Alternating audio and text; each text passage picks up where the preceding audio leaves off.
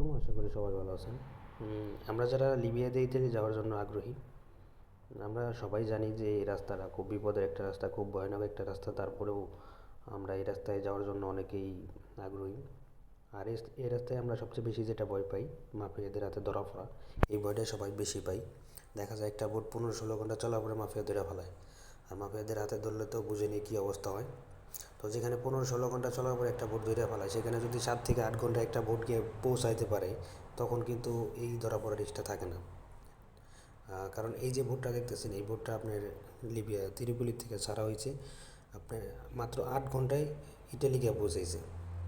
তো যেখানে 15-16 ঘন্টা চলার পরে ধরা পড়ে, সেখানে যদি 7 থেকে 8 ঘন্টায় পৌঁছা যায়, তাহলে কিন্তু এই ধরা পড়ার রিস্কটা থাকে না। তো এটার মূল কারণ হচ্ছে যেটা আমরা যারা সাধারণত বোটে গেম দিই, দেখা যায় দুইটা ইঞ্জিন থাকে, 40-40-80, অথবা সর্বোচ্চ ভালো যদি দেয় তাহলে 75-75-150 ইঞ্জিন দেয়। আর এই বোটের ইঞ্জিন দেখেন আপনার দুইটা ইঞ্জিন দেওয়া হয়েছে আপনার 250 করে। আপনারা ভিডিওতে দেখতেছেন বোটটা কত স্পিডে যাইতেছে।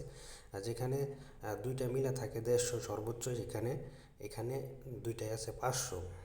তো কত স্পিডে বোটটা যায় আর কি। দেখেন দুইটা বোট ইঞ্জিন দেওয়া আছে 250 করে। তো আসলে আমরা যারা এই রাস্তায় গেম দিই, তারা অবশ্যই চেষ্টা করবে এরকম বোটে গেম দেওয়ার জন্য, কারণ এরকম বোট আবার সব লিবি ছাড়ে না। আপনারা যে যার মাধ্যমে গেম দেন তার সাথে অবশ্যই এইভাবে কথা বলবেন যে আমরা এরকম বোটে গেম দিতে চাই। আর অবশ্যই ধৈর্য ধরতে হবে।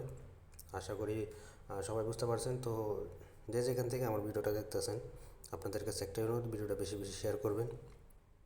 আর আমার চ্যানেলটা এখনও যারা সাবস্ক্রাইব করেন নাই, অবশ্যই সাবস্ক্রাইব করে রাখবেন। যারা সাবস্ক্রাইব করছেন তাদেরকে অসংখ্য ধন্যবাদ। আজকে এ পর্যন্তই, সবাই ভালো থাকবেন। আল্লাহ হাফিজ।